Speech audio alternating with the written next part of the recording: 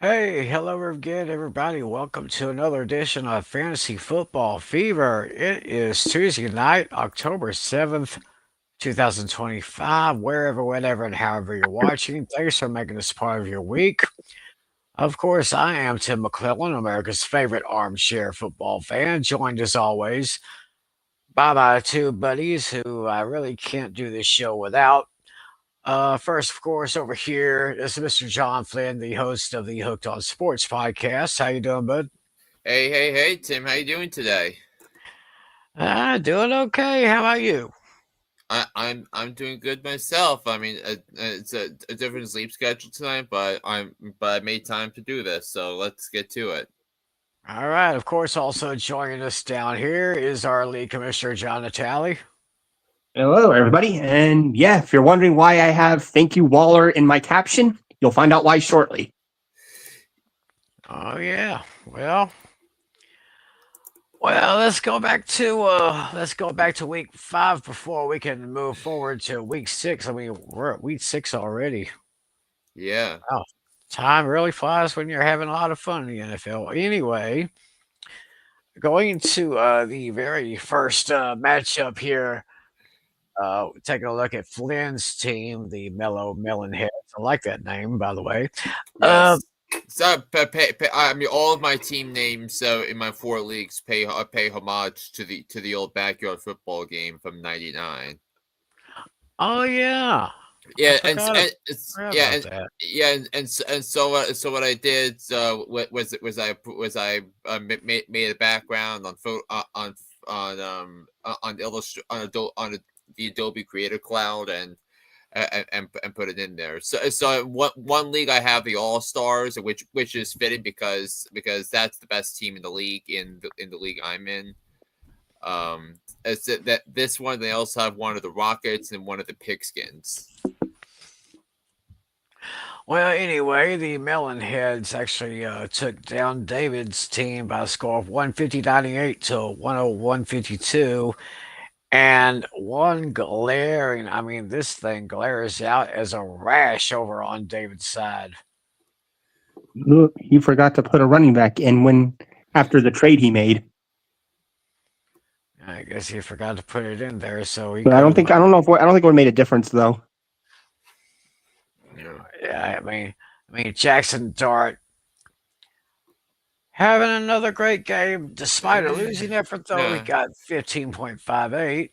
I mean, if you watch the game, Tim, how would you say it was a good game? Because he was rejected 16.2. He should have had a lot more, but he lost 4 points on 2 interceptions. He lost 2 points on a fumble. Yeah, it was just a horrible performance by the Giants after the which mind you after the first 2 drives were touchdowns, but then they got shut out the rest of the way by the Saints. Ugh. Which that I, I I, mean it's hard to win in this league when you lose the turnover battle of 5-0. and I did not see that coming because, as you may remember, I had the Giants as my lock of the week. Yeah. Oof. Ooh, that means Yeah, I'm the only undefeated one left in Locker of the Week games. yeah, and I mean, you could tell that Natale and I were not as confident about the Giants as you guys were. So yeah, and And I we were figured, for I a reason. figured, I figured after the very nice game that Dart had the previous week, I thought he would repeat it, but somehow that did not quite come to fruition. So, and it looks like he got some big scores. Ooh, Kyron Williams, I was kind of down on him this year, but he's doing quite well. And let's see who else. Run CMC, very nice production there. Tyler Warren, 14-4. Chris Olave, I think he's still relevant. It's, I mean, so I mean, 12-9. Uh, yeah, I mean, he wasn't the big one for the Saints because Rashid Shaheed got the an 87-yard touchdown, beat Tyler Nubin down on a go route, and he went bye. And so that touchdown pass from Rattler to Shahid was the turning point of the game. Yeah, see. Unfortunately, it got zippity doo dah from the Seahawks defense. Yeah, I mean, it wouldn't have made a difference because because I still won by a lot. Yeah, you did. Of course, besides that glaring empty spot from David's side of the running back position, got 12-12 from Drake May, 16-6 from Devon Achan, 13-7 from A.J. Brown, 12-9 from Stephon Diggs. Another good performance, 16-5, 13-7 from George Pickens. Of course, I'm reading the wrong numbers. 24-6 from Stephon Diggs. Yeah. So he had a pretty good day. Let's see what bench players left you some points on the table. Let's see here. I couldn't play them because I was overbooked with Jordan Addison, Cortland Sutton, and hey, with the way my receivers are going, Jordan Addison might be a good trade chip that I could use in a trade, maybe. Maybe. I mean, same thing with David Njoku, who had a good game against the Vikings. Yeah. And 32 points from Jamar Chase left on the table from David. Oh, man. There's some pretty good points from Dalton Kincaid, Jordan Mason. So basically, after that matchup, that puts Flynn 3-2, while David goes to 1-4. Next matchup. It was Lucas and Andrew got a victory here, 127-8 versus 109-84. They handed Lucas his first loss. Mm-hmm. Let's take a look at the starters here. Bo Nix with a respectable 17.88, 17-8 from Saquon. Derrick Henry 10-3, kind of a little bit underachieved there. I mean, Lamar Jackson not being there had a lot to do with that. Oh, exactly. 14-9 from 14-9 from Lad McConkey. 14 points from Olukun. Olukun. Yeah. I mean, he was great for that for Jacksonville in their win over the Chiefs on Monday night. Got 11 points from the Bronco defense. Meanwhile, despite the fact that Puka Nakua Matata earned Lucas a 24.5, and he got 14.64 from Justin Herbert and 16.7 from Jameer Gibbs. Keenan Allen kind of underachieved a little bit there with 11-8. Zach Ertz was a no-show, basically in the points range. And Ted McMillan only got 13-3. And let me look down here at the bench players. Looks like Jaden Daniels got 14 points on the bench, and Calvin Ridley left him 18.1 on the bench. Meanwhile, it's amazing. I mean, Calvin Ridley had some very tough matchups the first 4 weeks of the season because he was going up against the likes of Patrick Surtain. He was going up against Derek Stingley, among others. But now that he's got some favorable corner matchups coming up, I think you're going to start to see Calvin Ridley show the receiver that I believe he was at the start of the season. Yeah, the only really thing from Andrew's bench is he left 11.8 from Zach Charbonnet. So with that, Lucas is 4-1 now, while Andrew moves up to 2-3. Next matchup we're going to take a look at is my matchup, and I fell once again. This time to Alex, 147.2 to 131.12. He got 26.9 points from Javonte Williams. I'm telling you, I am really, really impressed with this Williams kid. I mean, you talk about the Cowboys running back room as being so god awful last year after the way they handled the free agency a couple of years ago, and now they have some dudes in the running back room, and it's amazing what it can do to free up the passing attack for Dak Prescott. Yeah, the Cowboys are actually getting their running game back, which is very, very nice to see. Got 23 points from Jalen Waddle, 11.4 from Travis Hunter, 11 from Dalton Schultz, 12 from Carson Schlesinger, 14 points from Schlesinger, 14 points from the Texans special teams. Got 15.3 from Kyler Murray, not up to the projected total that he was extended. Meanwhile, I was going to try to start Jared Goff instead of Dak Prescott this week, and well, what did it get me? Yeah, he left me 28 points on the bench from Prescott compared to only 20.12 points from Jared Goff. Cam Scatterbo got me 14-4. Nick Chubb got me 12-1. Zay Flowers 12-2. 11-1 from Jay Tucker. 23-9 from Jake Ferguson. I like that. And there's a result there. Down to the bench.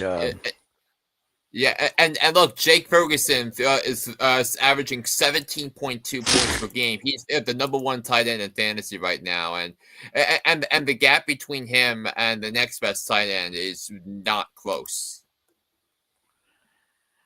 And I got 20.2 points from Sam Laporta. Left that on the bench for me, so oh boy. Meanwhile, Alex didn't really leave many points on the table except 11-9 from Cooper Kupp. That's pretty much it right there. So with that, Alex goes to 2-3, while I dropped to 1-4. Yeah, and this was really a big win for Alex because no Bijan Robinson and no Drake London because the Falcons were on bye this week. Yeah, but yet he was still able to win because he put Javonte Williams in and he made sure Jalen Waddle, the first full game for him, being the lead target for the Dolphins without Tyreek Hill. So good fantasy management this week from Alex, and that's what led him to a victory. Yep. And so the next one we had Natale versus Adam, and Natale took this one at 156.96 to 150.92. Looks like you did pretty good, Natale, especially with Baker Mayfield. 26.66. Okay, and 31-3 number 3 running back. Number 3 running back in the league. Number 3 quarterback in fantasy so far. Oh, number 3 quarterback in fantasy. And how about that awesome rookie, Emeka Egbuka? 31.3 points from him. Oh yeah. And I love my rookies. Yes, and Egbuka is the number 3 wide receiver. He's averaging 20 and a half PPR points a game, and that is absolutely outrageous. Seven catches, 163 yards, and a touchdown on 7 targets. So he caught all 7 of his targets for 163 yards and a touchdown.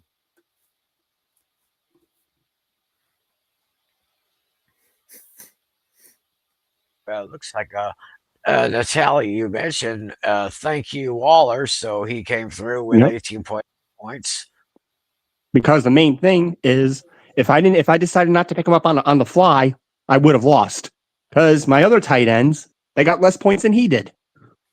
Dallas Goedert and TJ Hawkinson. So yeah, and with that being said, league mates, if you're watching with us, I am now going to entertain offers since there's no point in me having 3 tight ends. I'm going to be listening to offers for either TJ Hawkinson or Dallas Goedert. You need tight end help? Let me know if you guys are watching. So I would if I had if I didn't have Njoku and Warren, I probably would have been entertained by that. But yeah, I know you don't need. I know a couple of people could use probably tight end help. I think Lucas could use tight end help. I'm not sure about anybody else offhand. Yeah, because I know Lucas could probably use one, but Mm-hmm. I believe, but these were two of the three highest scores of the week, so that's it. So this was a tough loss for Adam. Mm-hmm. Yeah, he goes to 2 and 3, while Natale goes to 3 and 2. Thank you, Walt. Despite getting three touchdown runs from Jonathan Taylor and 8 catches and 96 yards and a touchdown from Deebo Samuel. Mm-hmm. Yep. And the final matchup, it was Dino against Casey, and Dino took the victory 145-2 versus 130.32. How about this? Rico Dowdle for the Panthers, 33.4. Wow. That was I guess he had Josh Jacobs off this week, so Right. and Chuba Hubbard didn't play, so boom, he puts Rico Dowdle into his lineup, and because of that he's 5-0.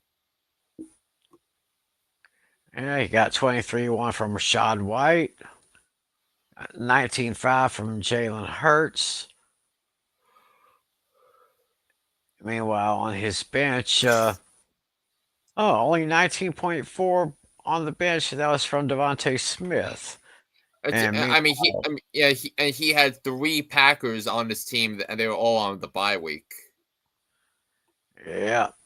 So basically every available body he needed was in. So yeah, definitely. So for Casey, he got 26.72 from Patrick Mahomes. Got 19.3 from Justin Jefferson, 18 from Amon-Ra St. Brown, 27.2 from JSN. Yeah, Jackson Smith and Jigba are currently ranks 4th. I mean, so it's something. Because Egbuka and Jackson Smith and Jigba both in Ohio State draft picks. Yeah. Got 15 from the Lions defense special teams. And he missed. Well, he got 26.72 from Patrick Mahomes, but he could have gotten 28.76 from CJ Stroud. And Michael Pittman left 14.9 on the bench, while Daniel Jones left him 16.68. Natale, this is the perfect trade partner for you for your tight ends, because his only tight end is Jawan Johnson. Yeah, man, I could use wide receiver help, so I got to see what wide receivers does he have. It's like he has Justin Jefferson, Amon-Ra St. Brown, Jackson Smith and Jigba, Jacoby Myers, and Michael Pittman Jr. Yeah, probably my best chance if he were to approve it'd probably be for Pittman or something. Yeah, that would be my best chance. I don't really have any interest in Pittman though. It's the only thing. Well, maybe Pittman might be an okay piece. With the offense, Shane Steichen's dialing up for Daniel Jones in Indianapolis. He's definitely someone. So that you want to look. Michael Pittman Jr. ranks 14th. Because he has 4. Because so far this season he has 28 catches, 273 yards, and 4 touchdowns. Yeah, I might wait till the following week, because I'm considering starting Goddard this week, but I haven't decided yet. Yeah. And so with that, Dino, look at Dino, undefeated, 5-0. Very nice. So right now, let's take a look at the standings here. We got Dino 5-0 in his division, followed by Lucas at 4-1. Flynn and Natale both tied 3-2. And I'm bringing up the rear at 1-4. I'm not doing too good this year so far. I got to make some serious changes. Meanwhile, a 4-way tie for first place, 2-3. Adam, Alex, Andrew, and Casey, and then David at 1 and 4. So that's what the standings look like after 5 weeks of fantasy competition in our league. Yeah. It's and then in terms of points scored, I lead the way with 713, Adam 711, and then Natale, you're in the middle. Tim is closer to the bottom. For that. So yeah, but Adam has had bad luck with who he's been going up against. So yes. Yeah, So why don't we take a look now at our what's coming up for week 6 if this comes up, and we'll start with Natale's matchup Sure. against David. Yeah, let's take a look at that here. Let's see here. We got So Yeah, right so now, why don't we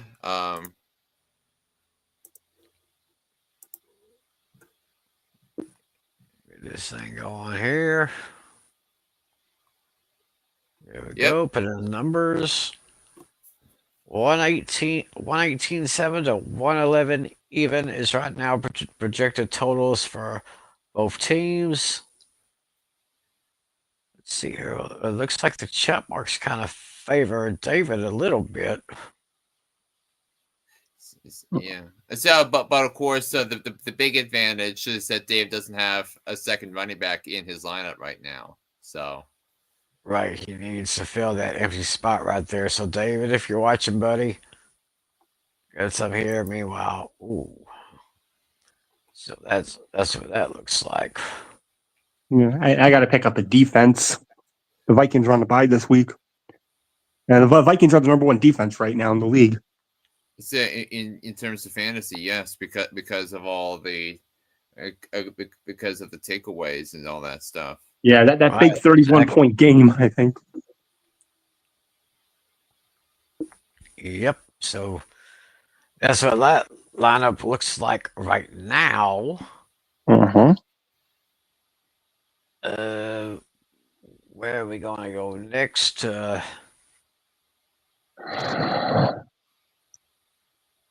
Let's take a look at my matchup. I have a matchup against Andrew this week. Yeah. Right now, he has a 133.5 advantage over my 123.7. So I'm not sure. Let's see here. Cam Scatterbo against Philadelphia. Not too sure if I want to start Swift against the Commanders. And let's see, I got CeeDee Lamb still out. Booker Irving is questionable. Ricky Pearsall questionable. Keon Coleman. I don't know about Chug or Coleman or Slayton. I'm not sure. I'm not sure at all. I may have to go to the waiver wires see what I can find. Yeah. Meanwhile, it looks like Andrew's got the advantage in pretty much almost every single category right there. So, looks like you may have a solid team. I got to make some serious changes. Yeah. Let's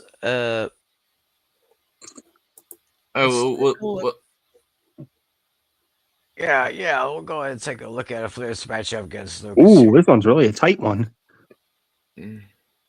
Tight one right off the bat, 147.3 to 146.4. So it looks like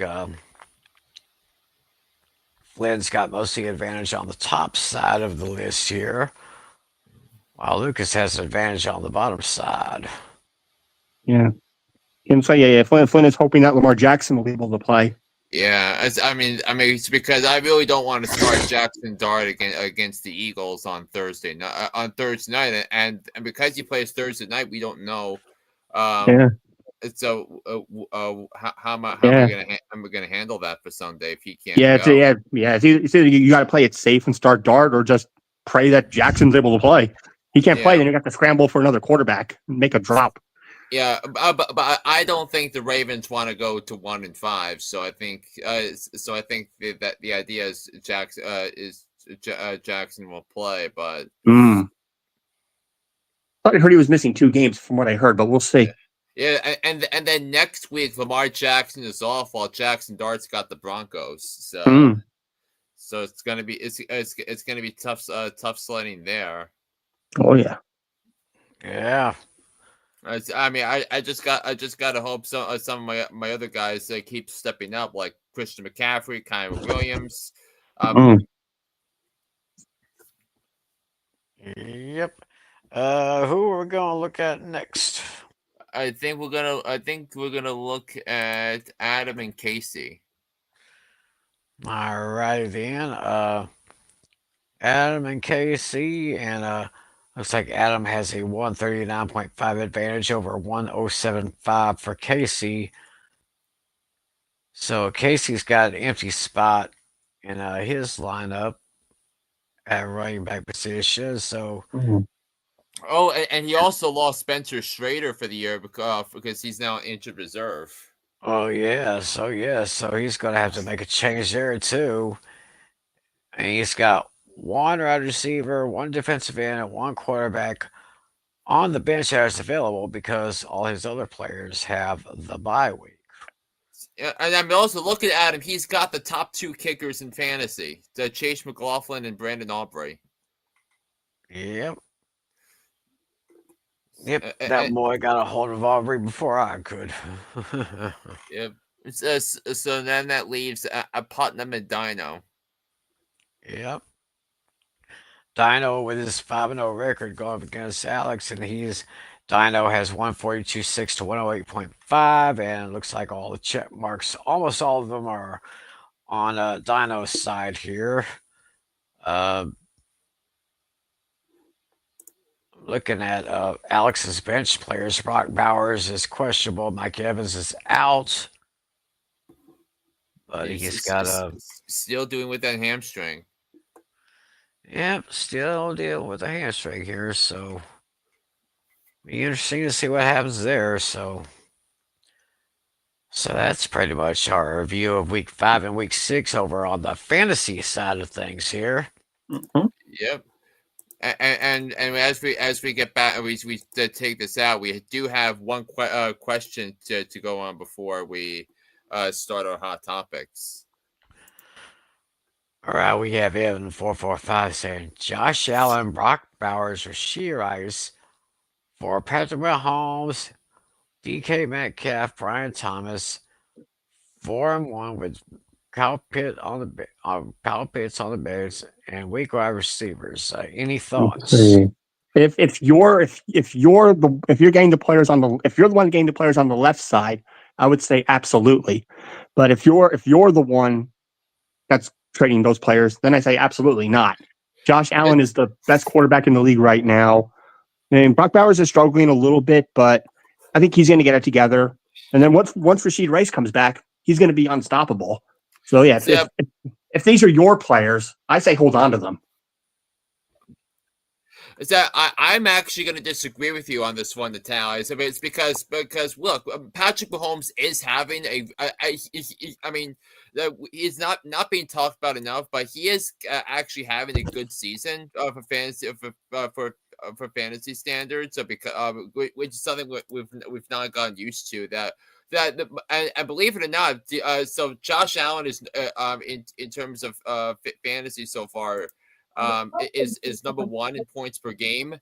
Did you know he's number 3? Patrick Mahomes. So I would absolutely do this trade. So it's because you need to fill up 2 wide receiver spots, and Patrick Mahomes already has 3 rushing touchdowns, 1,257 passing yards, which ranks 6th in the NFL. And 8 touchdowns, and then he's got 190 rushing yards, which are all top 10 amongst quarterbacks. So, yeah. I would if you have Mahomes, Metcalf, and Thomas, I would keep him. Yeah, sounds like an interesting thought right there. Well, anyway, it's time to go into some hot topics, and boy, do we have a good list of topics for you today. Yeah, we also got. And I think the first one on our list has got to be that of has to be that of Dak Prescott, because he's just having a in my view, a remarkable season so far, and in five games so far, he is 139 completions on 195 attempts, which is good for a 71.2% completion percentage. It's 1,356 yards passing, 10 touchdowns, 3 interceptions. So he's had 3 of the last 4 weeks. He's finished top 5 weekly. He had a 28.3 point output last week, 31 points the week before in the game against the Packers, and now he's got a couple of favorable matchups coming out next couple of weeks. Because this week he's at Carolina, and then the following week the home against Washington, and I figured that's going to be a back and forth game. So where do you guys stand on where Dak Prescott falls in the MVP standings? Second place. So behind who? I'd say behind Josh Allen. Yeah, that's a tough one for me to decide. He's hard for me to evaluate right now. I mean, the Cowboys are looking a little bit better, but it feels like one of those moments where I have to see a little bit more. Right. Seeing a little bit more. I mean, the Cowboys' offensive line is banged up. He's without CeeDee Lamb, so he's without several key starters on offense. Yeah, he's still putting up those numbers. And look, I get that. I get that he was playing the Jets last week, who just can't even do anything right in terms of tackling, in terms of discipline. I mean, you could look at the Jets maybe having a new head coach next year, and I think and Aaron Glenn somehow has made the Jets defense worse last year than it was a year ago. So that's a mess in and of itself. But right now I have Dak Prescott number 3 at my MVP voting behind Josh Allen and Baker Mayfield, because what Baker Mayfield has done has been incredible. 4 walk-off wins in 4 games in the 4 wins that they've had. So, and it's been against good competition too. That you look at the Houston, their defense is good. You had Seattle, and I told you that was the game of the week. That went back and forth. Tampa won the game, but yeah, he's just been exceptional so far. He ranks number 5 in fantasy. He is in each of his 5 weeks so far. He's finished top 15 in quarterback points.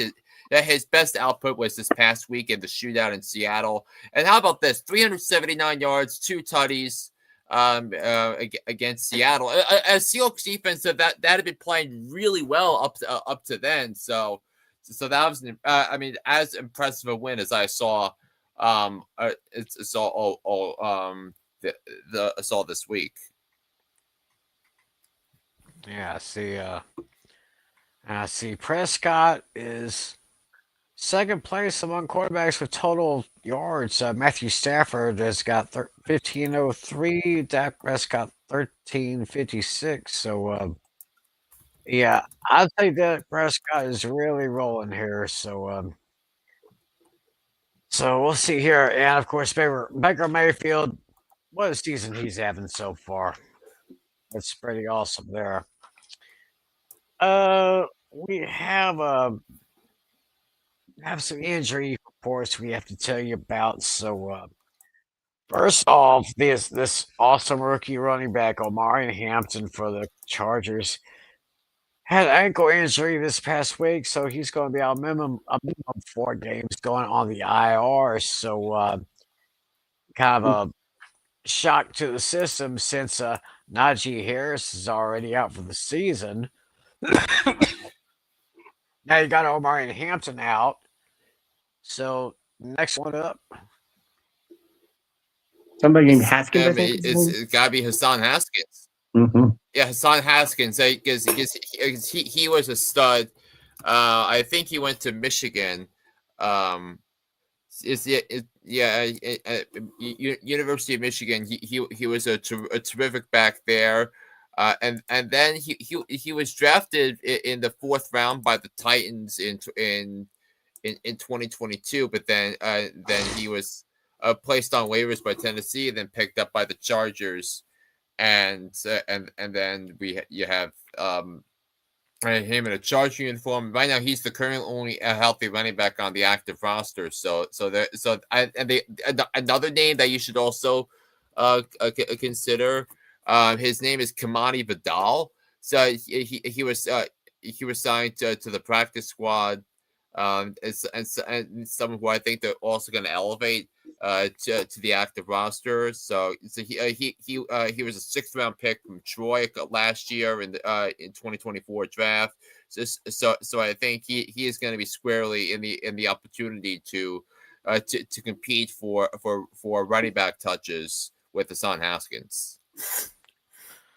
Yeah, we'll just have to see how Haskins does trying to pick up the running game for the Chargers there. Meanwhile, over in Jacksonville, their tight end, Brenton Strange, has been placed on the IR.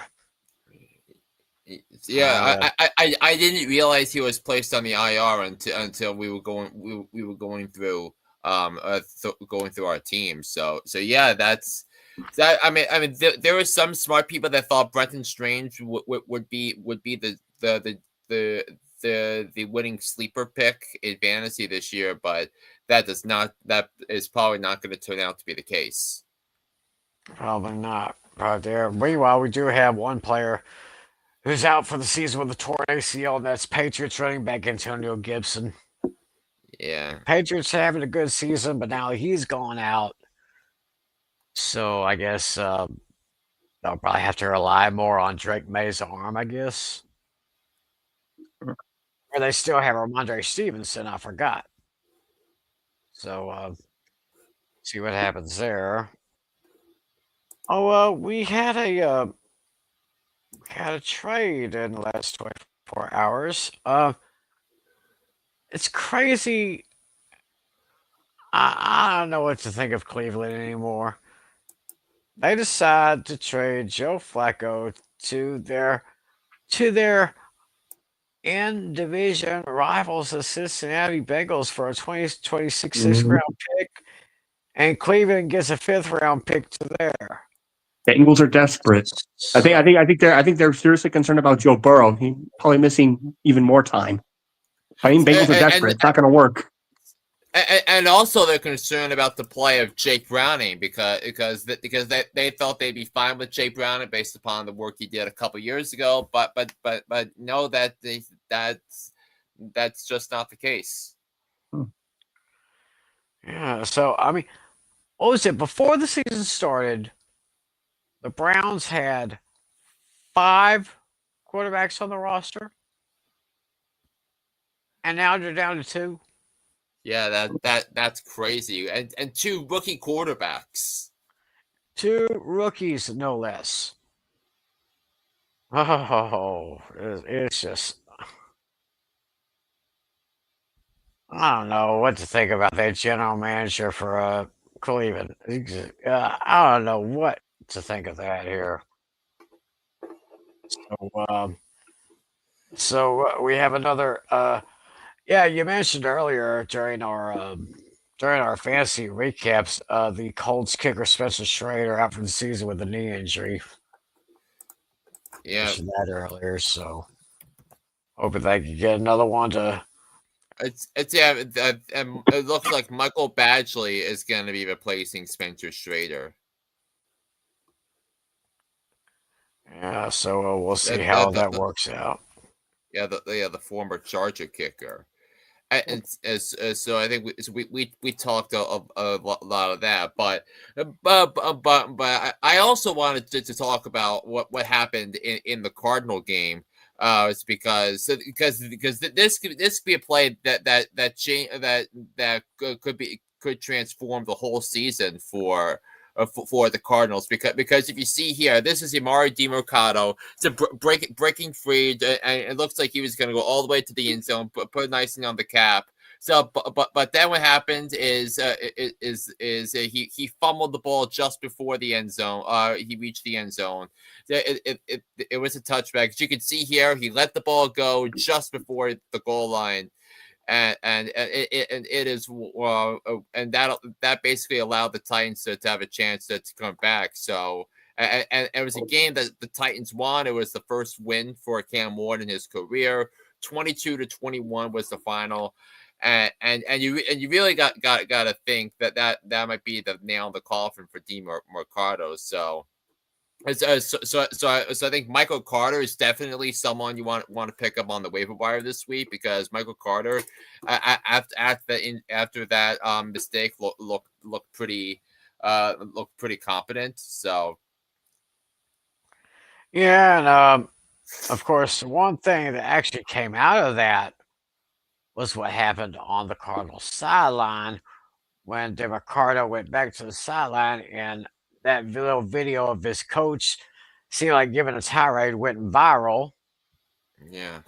He apologized to that on Monday morning, but today the organization, not the NFL, but the organization, has fined the head coach John again $100,000 for that little thing on the sideline. But he seemed very very remorseful, and so I said, but I think that the thinking is like why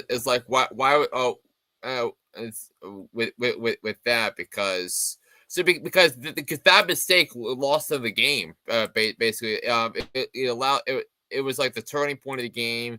And really, this was a season filled with a lot of promise for the Cardinals, because I picked the Cardinals to make the playoffs. I thought they had a good roster, but but now this might be one where where 3 years in a row would not make it the playoffs with Jonathan Gannon, and the Cardinals could be looking for a new head coach next year. oh yeah. Just have to say over there. Speaking of fines, Oh, I know where you're going. I know where you're going next. file this under I saw this coming. Yep. Good old Jerry. Yeah. Jerry Jones. He got fined $250,000 for flipping off the Jets fans over at MetLife Stadium this past Sunday. Jerry, Jerry, Jerry. Um, I have.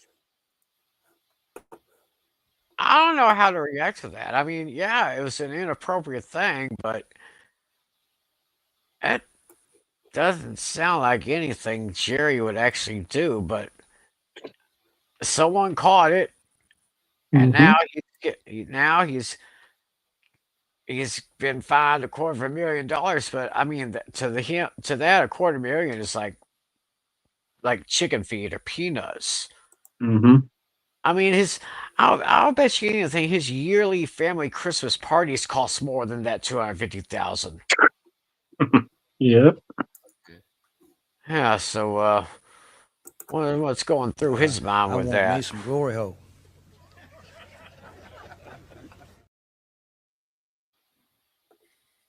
Yeah. Yeah.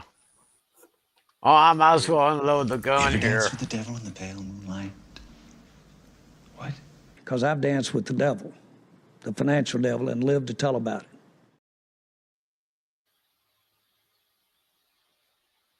it. Yeah. So, anyway, moving on. It's yeah, and this is starting to become the end of the line for some of these veteran future Hall of Fame running backs, because Alvin Kamara had supposedly a favorable matchup against the Giants on Sunday, but he only had 9.5 fantasy points. He had 4 catches, 55 total all-purpose yards, and no touchdowns. He has not scored a touchdown since week 1. In the loss to the Arizona Cardinals. So would you say, given his snap percentage and the lack of production from the running from the ground game, is he concerned about Kamara the rest of the year? Absolutely. Looking that way. I was hoping he was going to have an upside this year, because it seemed like it was kind of low last year and the year before. So I was kind of hoping for a nice comeback. But the way his numbers are going right now, I mean, 45, 99, 42, 70, 27. It's kind of fluctuating there, and that's not normal. It can be, but he hasn't had a game where he's averaged 5 yards a carry yet this year. And the thing is, Kamara became a big fantasy star based upon his role in the receiving game, and he has been decent in the receiving game, but he's not getting the ball's not getting to him. And that's a big problem. So then you have that, and also another running back just above him, Derrick Henry, who's ranked number 23 through the first few weeks of the season, and his numbers have not been good since the Buffalo game week 1. Oh wow! Look at that drop off. Oh my gosh. Go from 169 in week 1 to 23 in week 2, then up to 50 week 3, 42 week 4, 33 week 5. That's that doesn't sound like the Derrick Henry that I used to know. Scary. That's all I gotta say about that.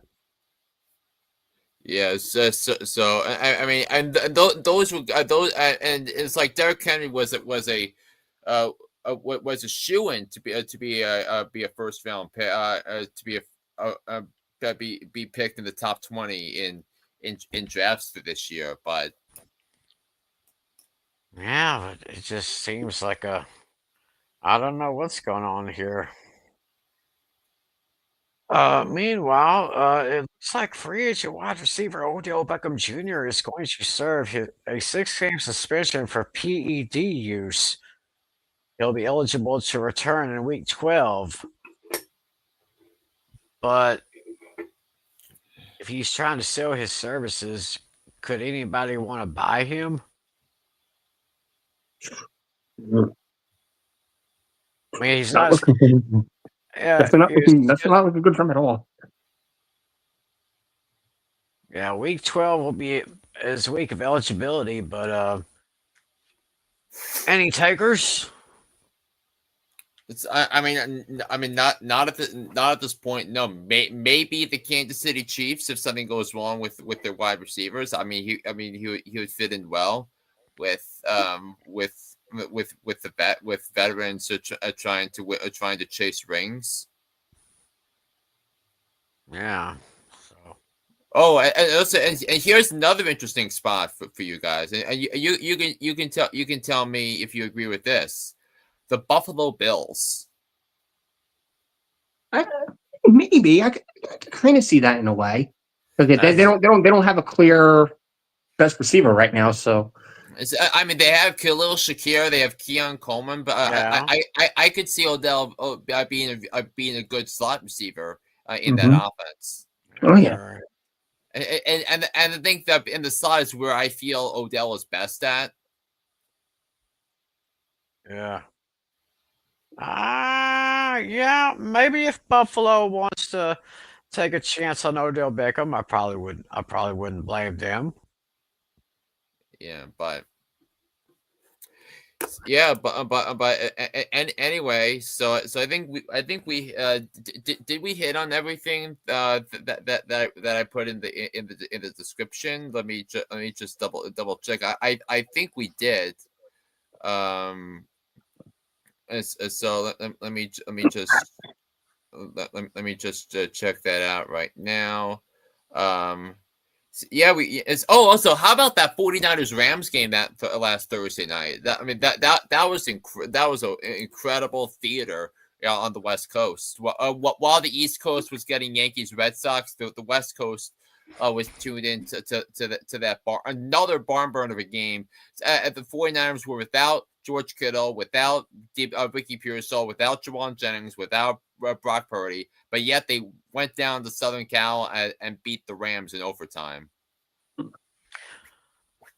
Yeah. How is it that a team that is more banged up than cars at a demolition derby can still be good?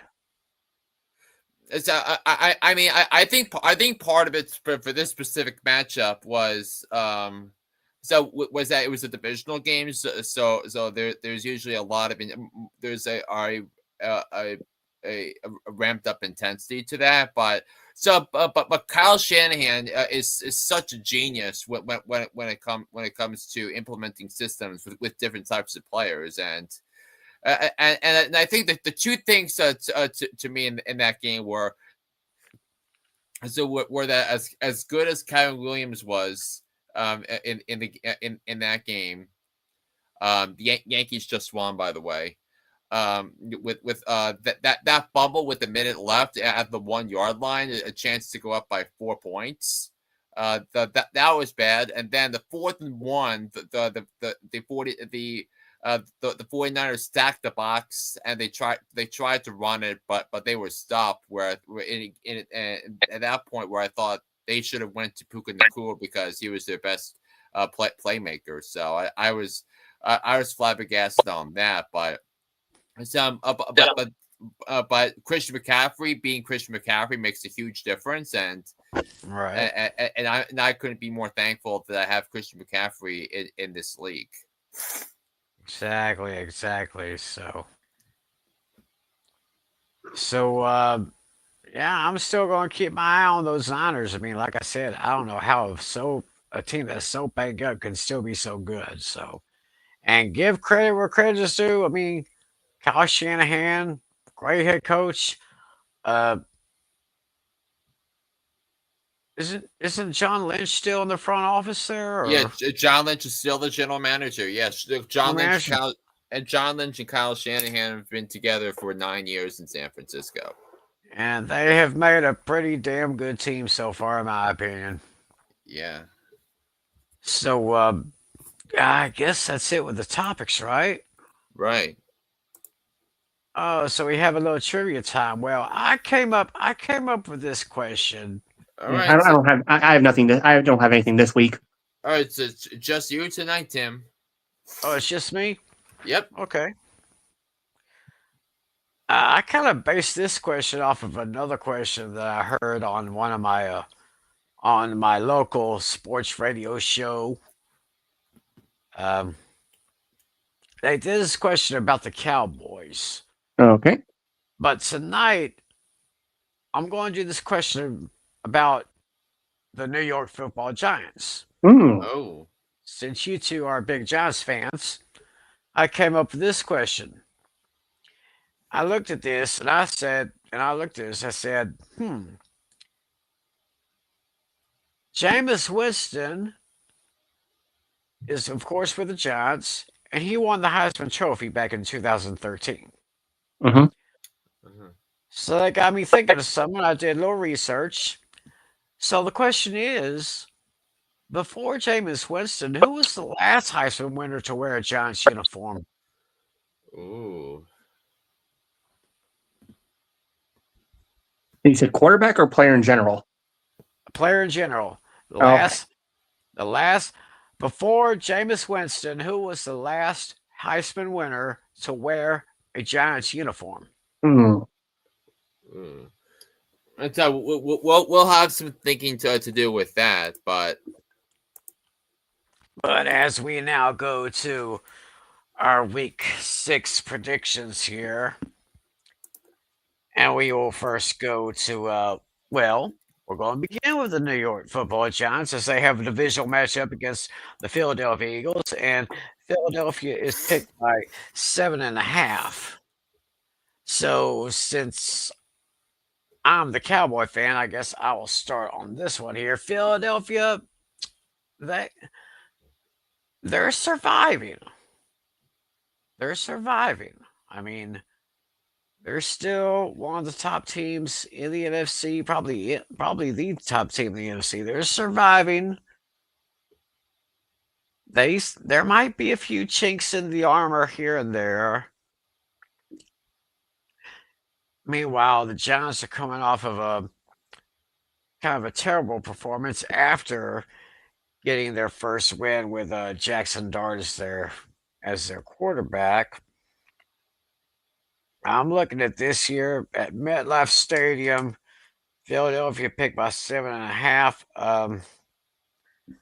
I say, I hate to say this, guys, but I think Philadelphia will get it back together, and they're going to really give Jackson Dart a run for his money. So I'm taking the Eagles. I'm giving the points. I mean, Eagles will win and cover pretty good here. I've got the Eagles over the Giants by a score of 30-20.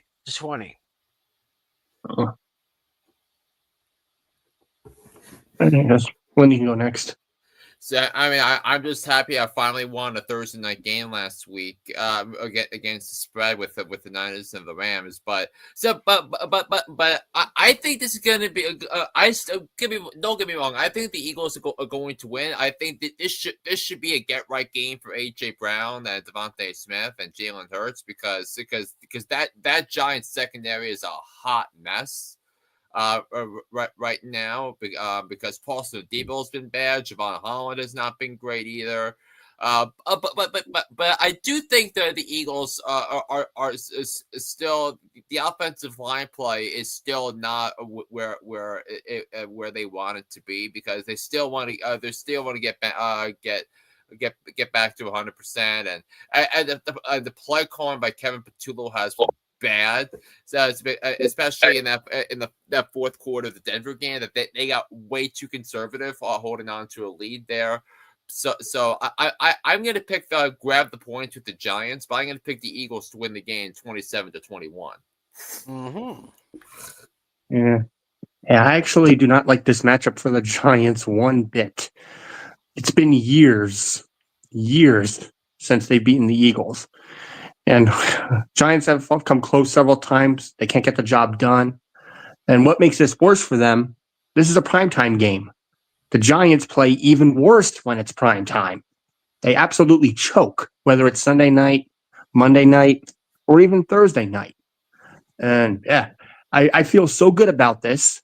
I'm currently 5-0 in my lock of the week games. Say hello to 6-0. I'm picking the Eagles over the Giants, 32-16. My lock of the week. Welcome to 6-0. Wow. All right. I hope you're wrong on this one, but I'm afraid you'll be right. Mm-hmm. Yeah, it was because, and like I said earlier at the beginning of the show, it's because of the Giants that I got eliminated from my eliminator competition this year because I figured the Giants would be the Saints, and yeah. So, I guess if moving I on. was playing a game like that, I would still be in it. I haven't had a lock of the week wrong yet. Oh yeah, you would. Okay, now we're going to London, England. We have the Denver Broncos against the New York Jets, and the Broncos are coming in this one as 7-point favorites. Lynn, let me get your pick on Broncos and Jets. So much for thinking that the Jets would turn it around, but I think this game is going to say more about the Jets than it's going to say about the Broncos because the Jets were so unprepared. They're so mental. They lack discipline. They lack toughness. So they lack everything you want in a football team. And it was a team that kicked Aaron Rodgers, future Hall of Famer, out the door. Said despite having a good last 9 weeks of the season, said this was a team that decided to replace a defensive coach with a defensive coach, and just hasn't turned out to make a difference because of the lack of toughness on this team, yelling to the players after a loss to Miami, and then coming out flat against the Cowboys. They only scored 6 points through 3 quarters against the 32nd ranked defense in the NFL. Do you realize how hard that is to accomplish? Well, Justin Fields and the Jets offense accomplished that. Luckily for me, Justin Fields gave me a lot of garbage time points in the fourth quarter with those 2 touchdowns that he threw and all the yardage. But I've been riding Justin Fields all year. I'm not riding him this week. Give me the Broncos to win the game 28-13 over the Jets. There'll be no letdown for the Broncos after that win over Philly. All right, Natale, let me hear what you got. Yeah. Broncos are having a pretty good start to their season. Yeah. And the Jets are still the only winless team left in the league. And yeah, I honestly don't see this changing anytime soon. The way it's looking right now, the Jets are probably only going to get 2 wins this season, maybe 3. I mean, this was my runner-up contention for lock of the week. But yeah, since I can only pick one, I had to go with the other one. So yeah, give me the Jets the Broncos to easily win this one and cover 24-14. Okay, well, obviously, I am going to make this unanimous here. Bo Nix and the Broncos having a very great season. I think the defense is just slightly better than their offense. Meanwhile, the Jets are, the Jets are the Jets. So I'm just going to make it short and sweet. I'm going to take the Broncos, win and cover. Broncos 33, Jets 21.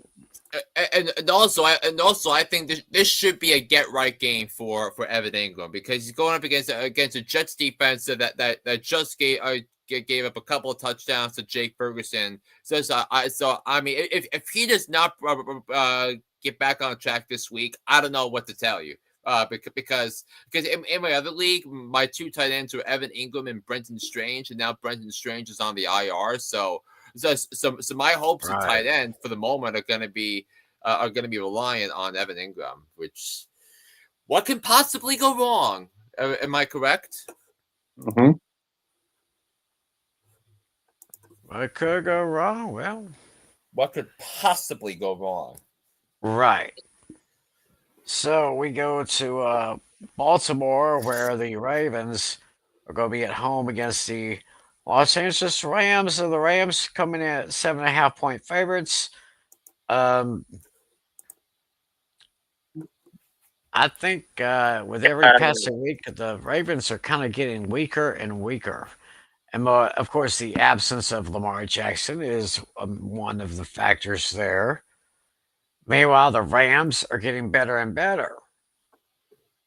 So with that, I'm going to go ahead. I say the Rams win and cover.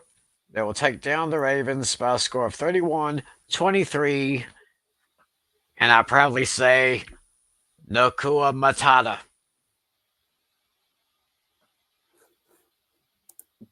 So what do you think, guys? Yeah, not even Lamar Jackson is going to come in and save the day for this terrible Ravens defense going up against Matthew Stafford and the Rams. Look, we're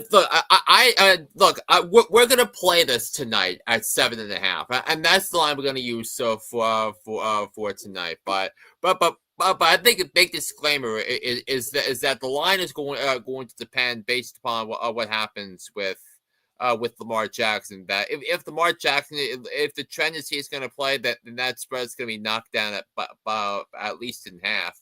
With that, but even with then, I as much as I hate to say this because I picked the Ravens to win the Super Bowl, I think the Rams are gonna should be able to go in and take care of business against the Baltimore Ravens. And coming off the loss last week in San Francisco, so if it wasn't for those two inexcusable losses to the Eagles and the 49ers, the Rams would be 5-0. So I think the Rams are going to bounce back and win 34-24 over the Ravens. And also, mind you, that the Rams also said it's also been revealed that the Rams are going to be practicing for the London game. And you know where they're going to be practicing from before they move to take the flight over to London? Oriole Park at Camden Yards. Really? Yes. So they'll be practicing at a baseball stadium for a couple of days before they fly out to England. That's an interesting venue. Yeah, I mean, I was at both venues on the same day at one point this summer when I went down to Baltimore. All right. So, Natale, you got to pick for Rams, Ravens?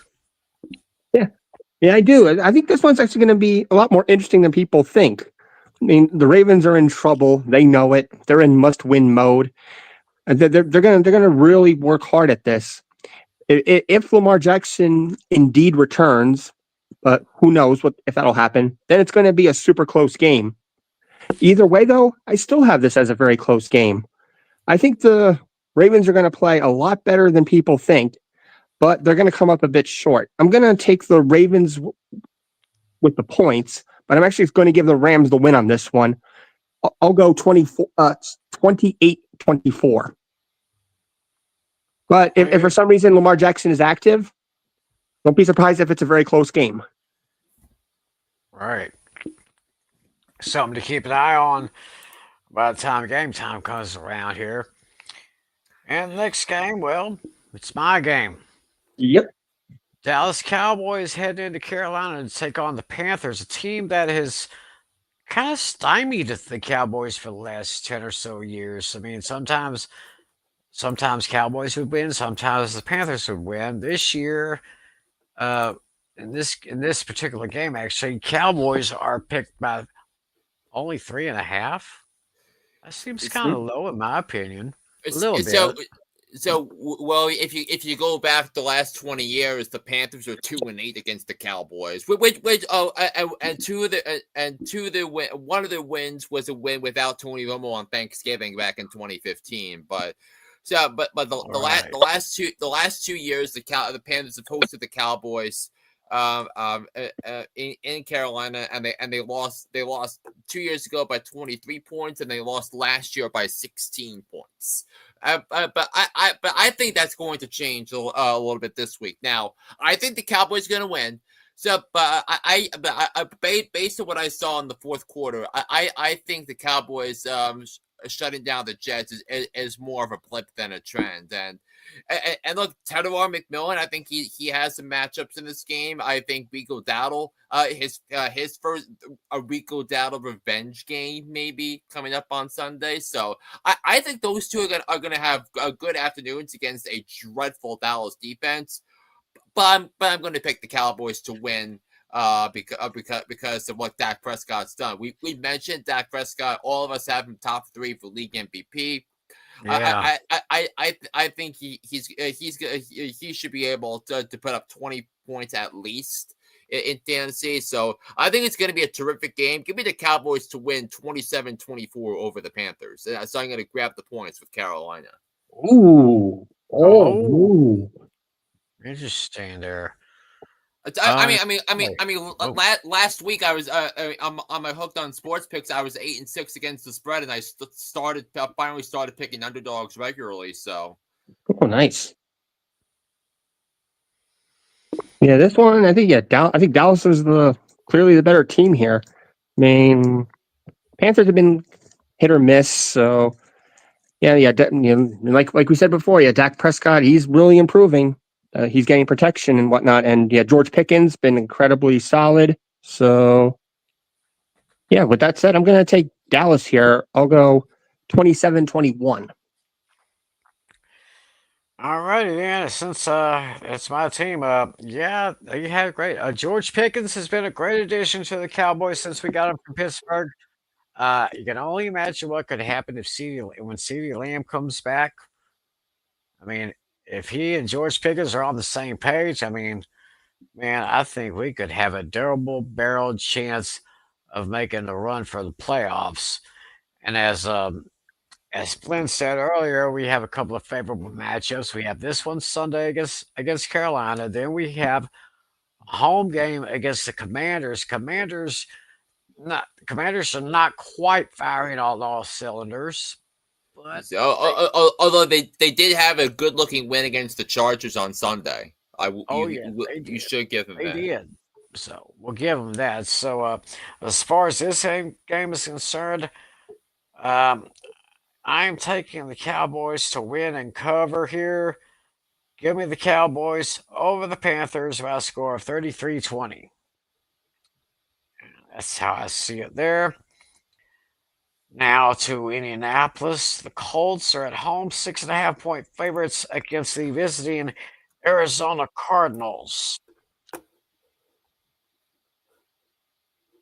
Oof, And yeah. what I see here, Danny Dimes is now Danny Dollars. I mean, that team is they're just doing great. Arizona, yeah, we know about that flub last week. I think this might be closer than what the spread says here. Spread is 6.5 for Indianapolis. I'm going to go ahead and take Indianapolis, but I'm going to grab Arizona with the points. Give me Indianapolis over Arizona. Let me say 27-24. Because it's 27-24. Colts with the win, Cardinals with the points. Interesting. Yeah, I see this in a totally different way. Yeah, this is basically going to be a bloodbath here. I mean, right now you're looking at your starter for the Cardinals is going to be your running back number 4. The way it's looking, because they lose James Conner, running back 1. They lose Trey Benson, running back number 2. Emari DeMercado, he does something stupid, running back number 3, and now he's regulated to the bench. So now you got basically the guy who probably your kickoff returner, the way it's looking, or a guy you barely use. He's going to be starting, Michael Carter.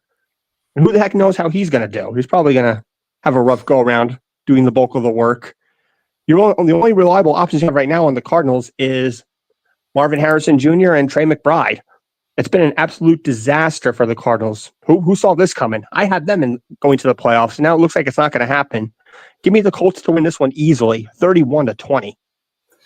Yeah, I'm gonna grab the points with the Arizona Cardinals. Because look, I don't think Arizona is gonna win the game, per se, but take out the emotion from losing that game to the Titans, which was perhaps, to me, as bad a loss as anybody has had this year. When you consider the circumstances, considering the situation.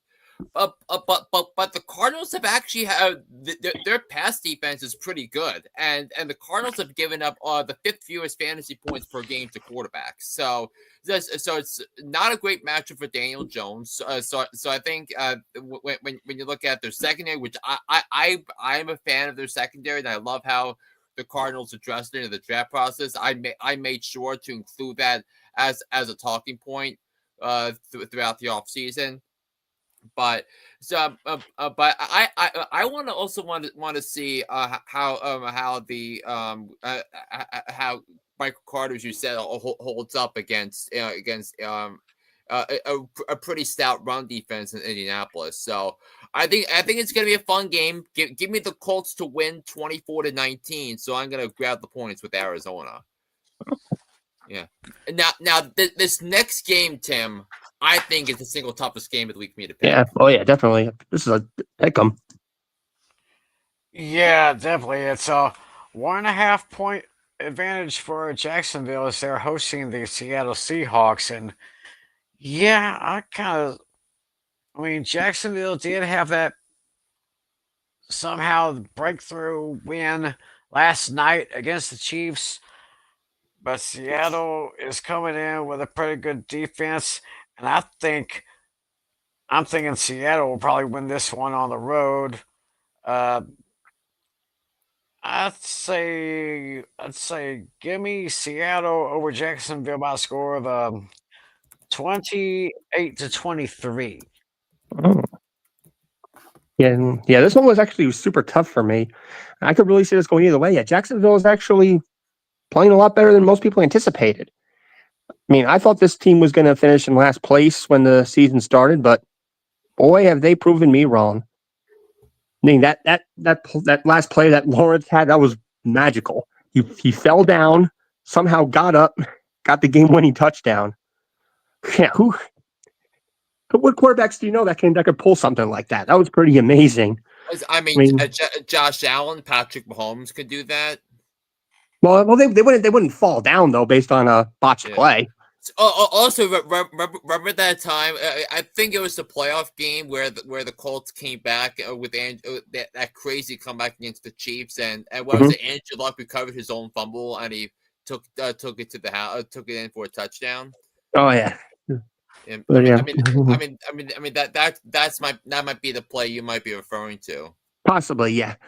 Yeah. Yeah, I mean, this game is tough, but although I kind of feel that Seattle's going to win this one, I'm going to go against my better judgment. I'm going to go with the home team. I'm going to take Jacksonville 22-20. Yeah, I think the way Jacksonville is constructed, and I kind of blame myself for my Jags takes this offseason because I disagreed with how they handled the draft, with the depth that they have. So, but they hit on a lot of their free agent picks. I mean, Olakun, for example. Has been one, and there are countless others. Their defense is pretty good. So, but Mike Macdonald in his career in his brief head coaching career is pulling out his inner 2007 Giants and winning on the road, and because Mike Macdonald is only the 5th head coach in NFL history to win 9 of his first 10 road games as a head coach. That is not an easy feat to pull off, but. But Sam Darnold just showed a lot. He went toe to toe with Baker Mayfield, and I think this feels right for an opportunity for Seattle to bounce back from that loss. And I think this is going to be a test to see if Jacksonville can handle the prosperity that they're dealing with after that riveting win over the Chiefs last night. So I think in terms of this game, I think you got some matchups. You got some good matchups for Kenneth Walker. Very good matchup for Jackson Smith and Jigba, because the Jaguars are 22nd in points per game allowed to tie to wide receivers, and favorable matchup too for Sam Darnold. So I think that this is going to be a game where I think it's going to be good, but I think the Seahawks pull it out. They win 24-20.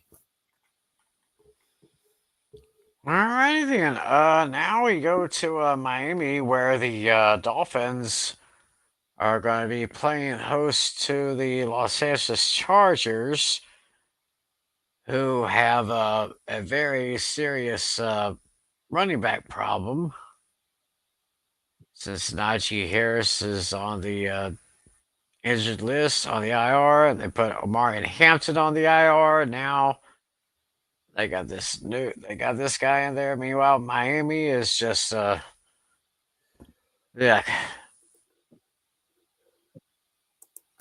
That's all I can say about Miami. It's just yick.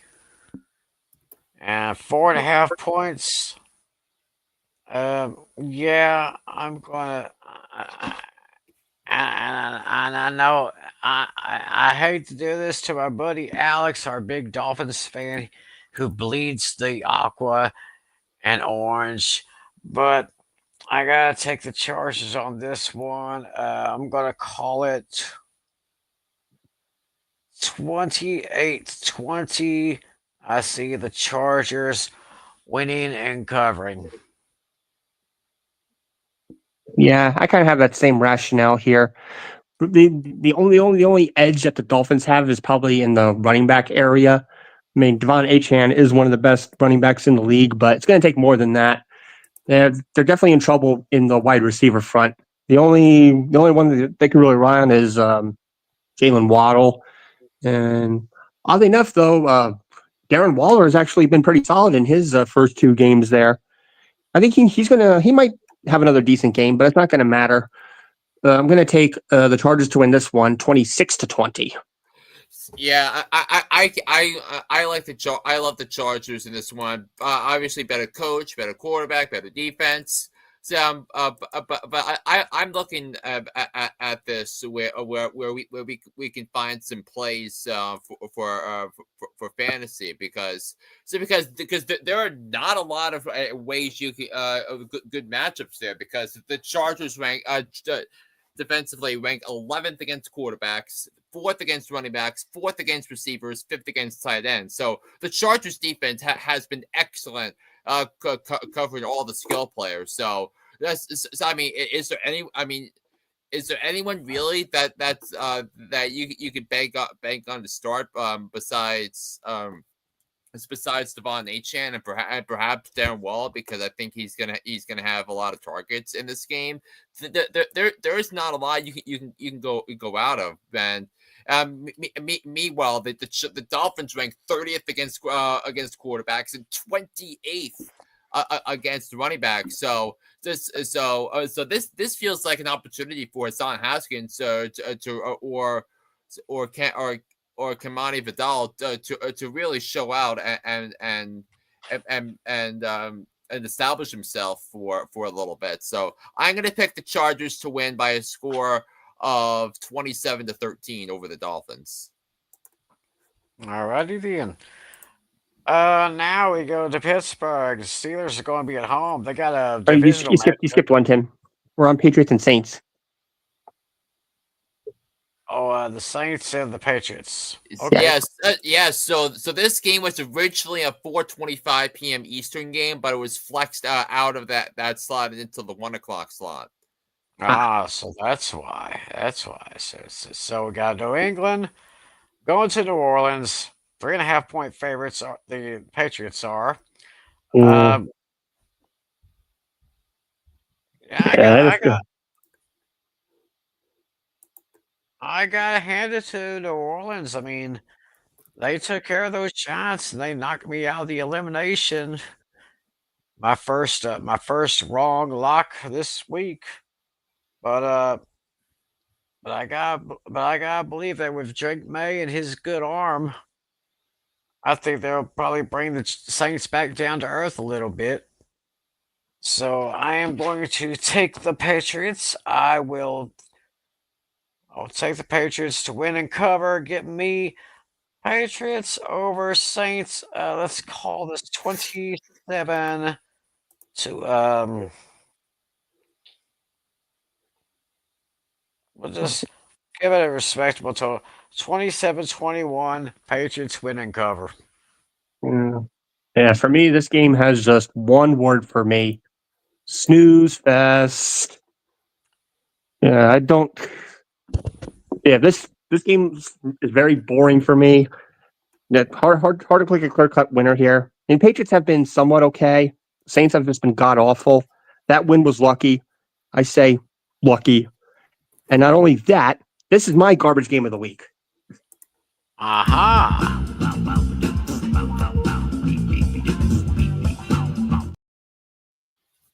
You got lucky this week, Saints. Last week. It's not going to happen again. Give me a very low-scoring game here, and what's going to be a snooze fest. Give me the Patriots to win 13-9.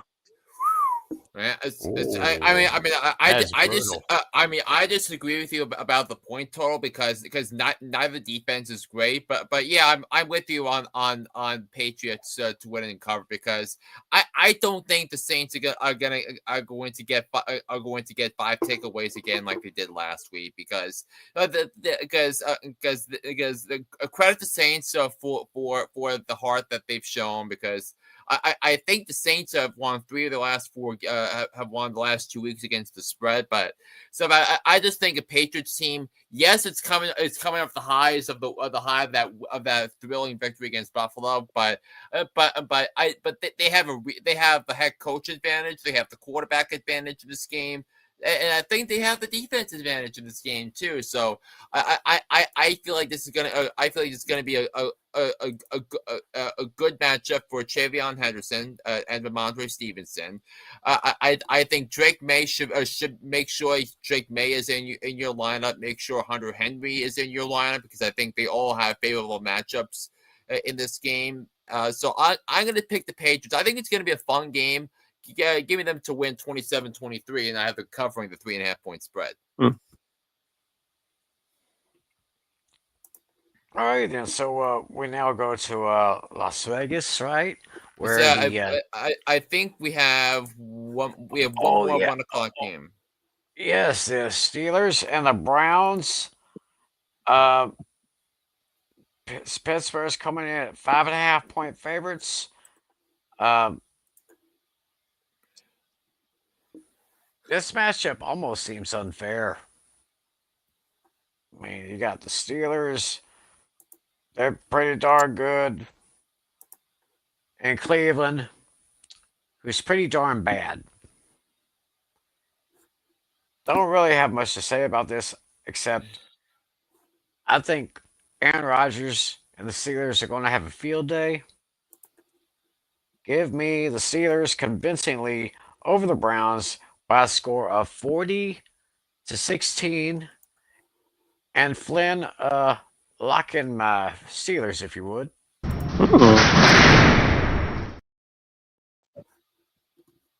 Kind of interesting that you mentioned the Browns defense because I've been noticing over the past few days a lot of people have been streaming the Browns defense.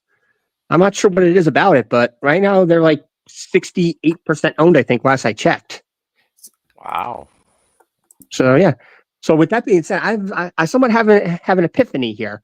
I don't know if it's a fluke or whatnot, but for some reason, with people adding Cleveland's defense, it's tempting me to take the Browns with the points here.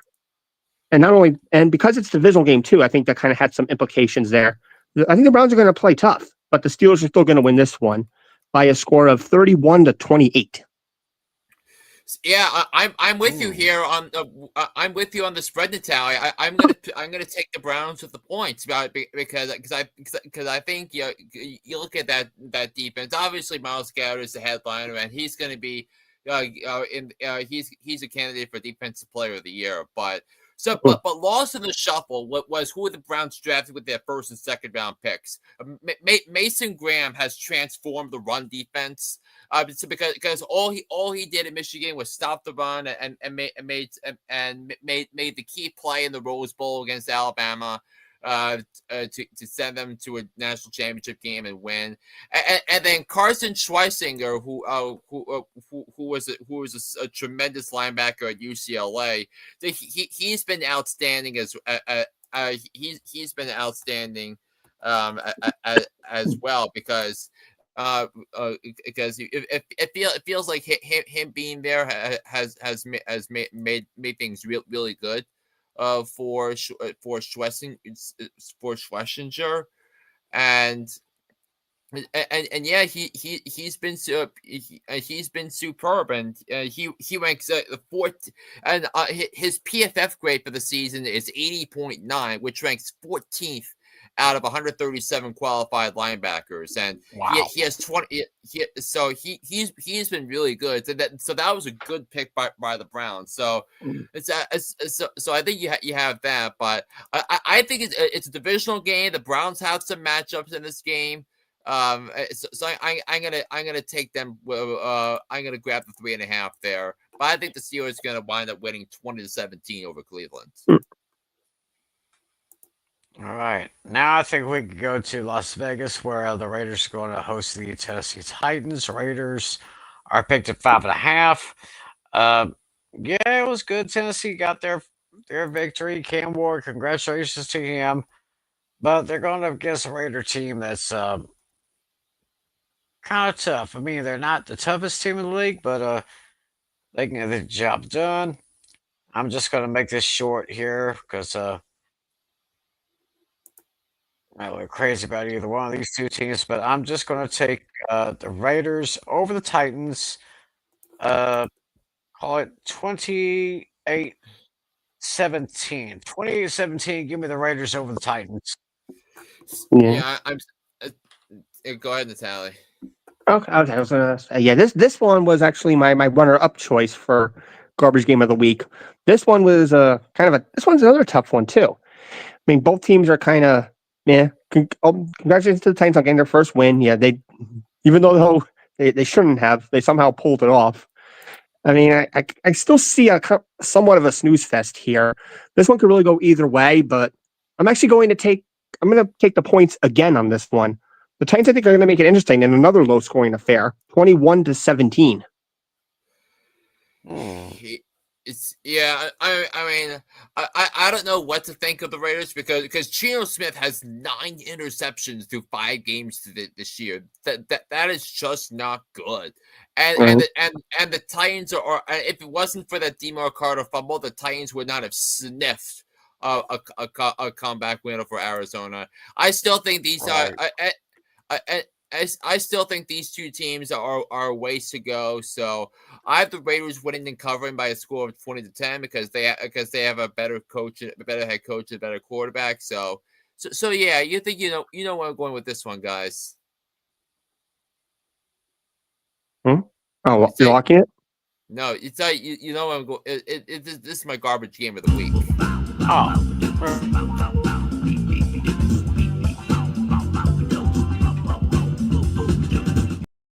Yeah, that was my runner-up. Yeah, so I used both of mine, my lock and my garbage. Yeah, Flynn had used his garbage. I think Tim only used his lock, I believe, right?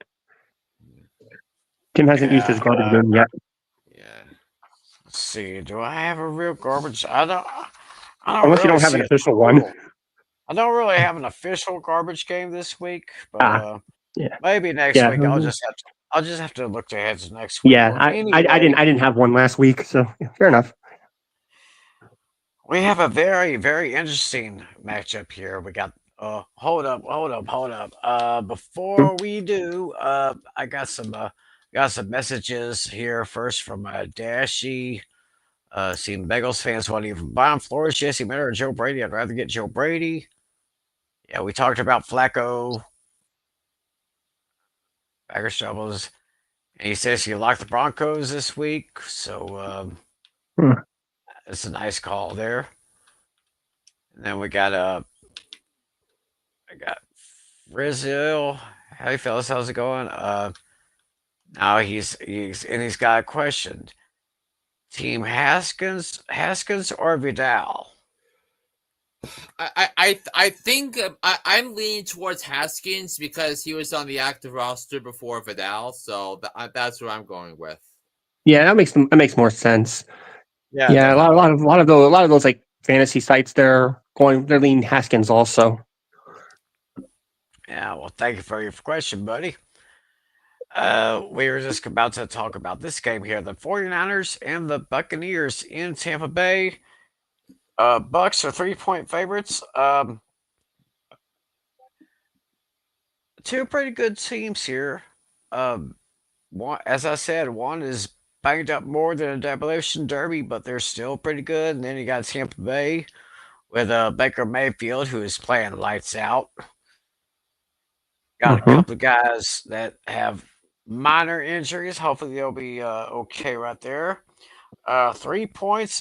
I think that's exactly how close it's going to be. Ooh. I'm going to give it 3 points. So give me. I'm actually I'm actually going to say Tampa Bay for the win, but I'm going to say San Francisco will cover that spread with exactly Ooh, 3 points right there. interesting. This will probably be a more interesting game than a lot of people say. So we'll see what happens. Hmm. Yeah, I think I see this game as a fairly high scoring affair here. The 49ers are playing better than a lot of people expected. Yeah, they definitely proved me wrong. I had the prior to the season starting, I had the 49ers finishing in last place. But yeah, right now, boy, am I glad that I'm happy to be proven wrong here. Even when Brock Purdy wasn't playing, they were doing just fine. Yeah, for some reason, when they lose players, they somehow find a way to make that next man up mentality work.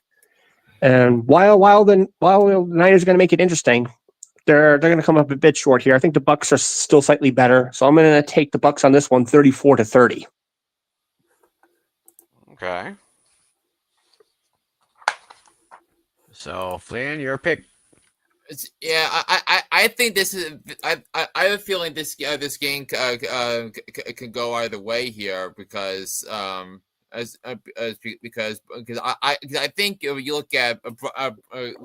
look at the types of games Tampa's been playing, their defense has not been great. They've been relying on the MVP of one of the MVP arms in the NFL in Baker Mayfield, but even though I do think the 49ers have matchups in this game, so and I think you're looking more specifically at maybe so maybe Jawan Jennings if he's able to come back. I think he'll have a decent matchup, but. I'm gonna pick the Bucks to win this game. I don't think it's gonna be a walk off this time. Unlike unlike the last few weeks for last few wins for Tampa. So it's gonna be a fun one in Tampa, but I think the Niners are I think their high is too high for me. So I think they'll come back down to earth a little bit. I'm gonna pick the Bucks to win 26-21. Okay, so all picking the Bucks there, and I think we know which way we're all going to be going. In the next game, we got Cincinnati and Green Bay. I can't believe we missed that one here. Let's go ahead and talk about that one, even though I don't think there's really much to talk about since Green Bay is 14.5 point favorites, largest spread of the week, and Joe Burrow is still out. Yeah. And Cincinnati is pretty much falling apart. So this was too obvious. This was too obvious for me to make this my lock of the week because I decided to lock the Steelers against the Browns. But this would have been my second choice here.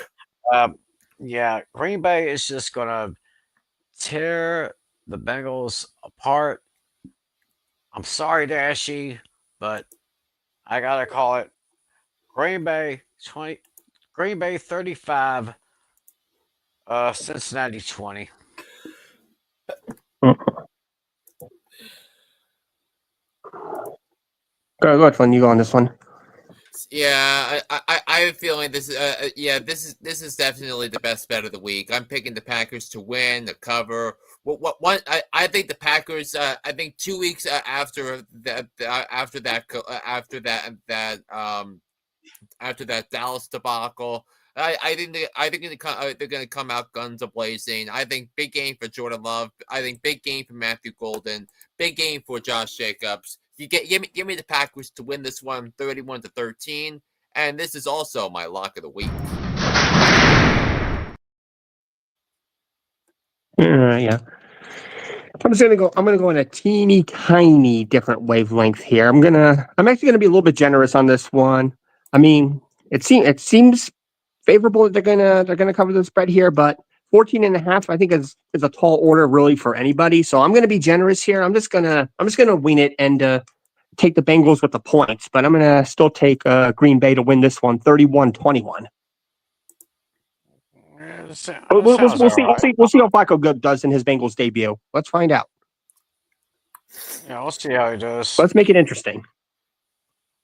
All right. We have Sunday. What? What is this? Is this?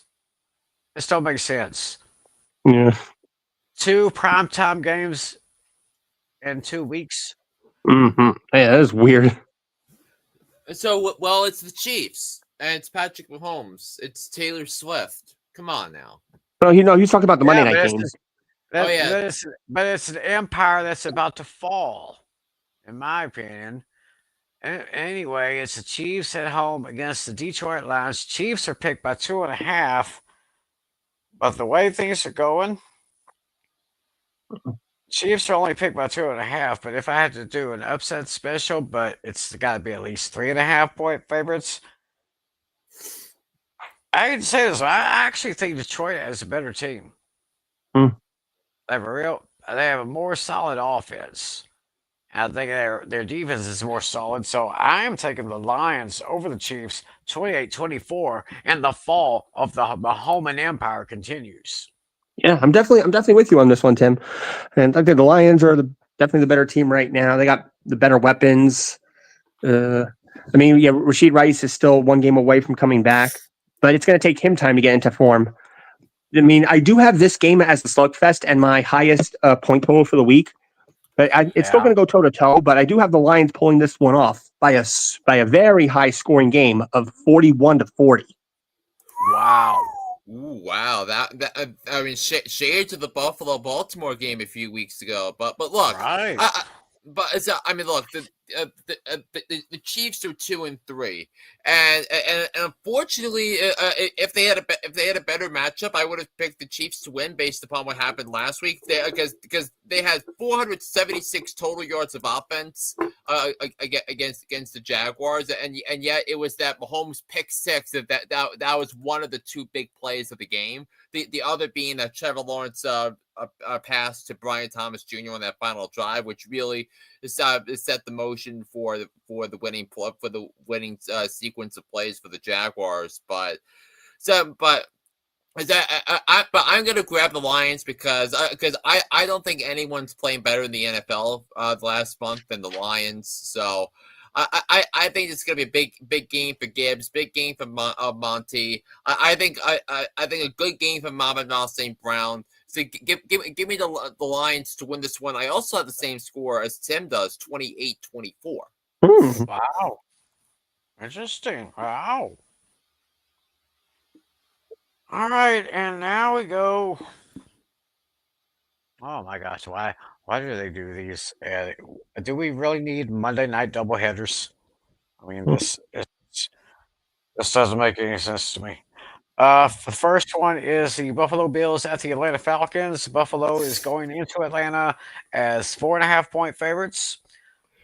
Uh, Buffalo has a better team than Atlanta, even though Atlanta's not trash. Don't get me wrong, Atlanta's not trash. They got a great running back with Bijan Robinson. Hopefully, Darnell Mooney and Drake London are both healthy. Gotta be healthy because they're pretty good there. And then you got of course you got Josh Allen, his boys. 4.5. I'll take the Bills. Got them winning and covering. Give me the Bills over the Falcons, 27-20. Yeah, I have the Bills winning and covering this one too. The Falcons are looking pretty decent here and there. They upset the Commanders last time, but I don't think they're gonna do so this time here. They're gonna make it interesting. It's gonna come down to the final drive, but Falcons are gonna fail to score. So give me the Bills victory, 34-26. Yeah, I'm grabbing the 4.5 points with the Atlanta Falcons this week. So I do think it's clear that the Bills dearly miss Ed Oliver and they dearly miss Matt Milano. They're two best run stoppers, and which running back are they playing this week? Maybe the best maybe the most. Perhaps the best running back in the NFL, and Bijan Robinson. So yeah, I think Bijan is going to single-handedly keep the Falcons in this game. So, but I think the Bills pull it out at the end with Josh Allen. But although I mind you, will I say though. So that here are the Falcons. The Falcons' opponent ranks against each position. Quarterback 4th, running back 1st, wide receiver 6th, tight end 1st. So the Falcons pose some tough matchups, and their defense is better than people give them credit for. Just and that Carolina debacle was all about the offense, not the defense. And this is the Falcons team coming off a bye week too. So I think that they had an extra week to prepare and figure out how to attack the problems that Josh Allen poses on every week. So I think it's gonna be a field goal game, 26-23. I'm gonna Bills win, but I'm grabbing the points with Atlanta. Alrighty then. One more question here before we get to the last of the games for this week. John Abruzzo says trade Mahomes and Jacoby for Lamar. Ooh, that's. I mean, I think it's gonna be more interesting for Mahomes because he's been a top 3 quarterback in fantasy land, and he doesn't, and he gets Rashee Rice back after starting next week. So. So, I don't hate it, but I would personally pass on that. yeah, Mahomes is pretty solid, so I would not touch him. So, thanks for your question there, John. And speaking of that, let's go to the final matchup of the week. The Chicago Bears going to Washington, taking on the Commanders. The Commanders are 4.5-point favorites. Yeah, Washington's slightly kind of banged up too. I think there is a possibility that Jaden Daniels will be able to play this week. So I think that's going to make a little bit of difference. Caleb Williams, he's doing okay, but I think Washington is just a little bit better. I'm picking the Commanders to win and cover. Give me the Commanders 28-17 over the Chicago Bears. Ooh, yeah. For some reason, this game screams trap for me. This game feels like a trap. Yeah. Somehow the Bears are not doing terrible. Yeah, Ramon Doomsday is having a great sophomore year in the NFL. Caleb Williams, he's been pretty good. Yeah, Washington's banged up. I got to go with the team that has the better health right now. I'm taking an upset special here. Oh. Yeah, I'm feeling the upset. Sound the alarm.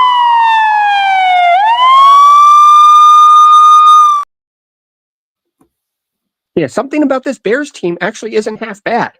I mean, I had the Bears going to the playoffs, and before the season started in my predictions, I did not put the Commanders in the playoffs. So with that, I feel like the Bears are streaking a little bit. They're doing better than people anticipated. I'm going to go Bears on this one, 24-23. Why not? I hear your point, Natale. And there's something about the Bears. Maybe it's the head coach. So, but they have not played a great game yet this year. The blowout win was against Dallas and that defense. But they should not have won that Raider game. That they blew a 17-6 lead in the fourth quarter to the Vikings, and they got punked by they got punked by the Lions by a lot. So there hasn't been one game this year where the Bears have looked great. But I do think this is a Bears team coming off a bye. And I think they're going to keep this game close. So I'm going to take Washington to win 31-27, but I'm going to grab the points here with Chicago. All right. Well, at least taking the points. Won't ride with that. That's good. Yeah. Very interesting there. So we had a partial agreement. We agreed on the coverage at least. Yeah, there we go. So that's our that's pretty much our picks for this week. And time to answer the only trivia question that we had tonight. Kind of going back to this question that I heard on the radio last week. about the Cowboys, but I wanted to do it for the New York Giants to see if our Giants fans knew the answer.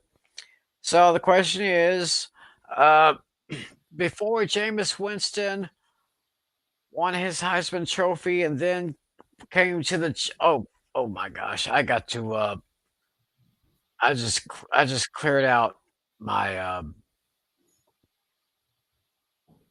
just cleared out my screen here, so let me call it back up again. Okay. So Jameis Winston won the Heisman Trophy, then after a couple years he got put into the New York Giants. Um So before Jameis Winston, who was the last Heisman winner to put on a Giants uniform? Mm. Yeah, I feel like it's one of their quarterbacks for some reason. I don't know why. Like, I was kind of pivoting between Kerry Collins and what was his name? Phil Simms. Oh yeah. I mean, although Phil Simms seems like super obvious, I think I've been kind of thinking about him the whole time for some reason. I'm gonna go Phil Simms. So Flynn's going with Phil Simms. I'm thinking this is a running back though. So that's because running backs have won Heisman. So, but what was it? Someone that the Giants had to pick up as like a free agent, for injury replacement.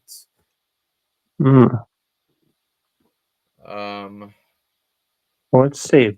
Tiki Barber, Brandon Jacobs, Ahmad Bradshaw. But I don't think those guys won Heisman's though. Rodney Dixon. Let's see. Oh, sorry, I meant to say Rodney Hampton. That's what I meant. That was the running back from the 90s. Ooh, that's a good idea. Well, you're thinking it could be Rodney Hampton? But see, I feel like Rodney Hampton was too much in the past for Heisman's, and usually Heisman winners play with different teams. Not just one. So I'm trying to think who's won Heisman's in the last few years. Yeah. Other than that, I can't think of any other running backs. Yeah. Also was one of their old tight ends, Mark Bravo. Mark Bravaro. Yeah. But yeah, I'm probably wrong, but I'm just going to go with my original guess. And you say Phil Simms, right? Yeah. Okay, Flynn, can you think of anyone? No, I'm gonna guess Devontae Freeman. Oh, I forgot he played for the Giants. Oh, that's a good one. I forgot he was there. Okay, so Flynn says Devontae Freeman. Natale says Phil Simms. Yep. Yeah. Oh, I can't believe you guys do not remember Ron Dane. Okay. Yeah, he was from the 90s. I've heard of that name. Yeah. He won the Heisman in 1999 out of Wisconsin, and then he played for the Giants from 2000 to 2004. No, okay. Yeah, I think he shared the ball with Rodney Hampton. I think that was that same team. Dang. Yeah, it was Ron Dane. And correct me if I'm wrong, but Ron Dane and Tiki Barber were teammates. Maybe. They were Thunder and Lightning.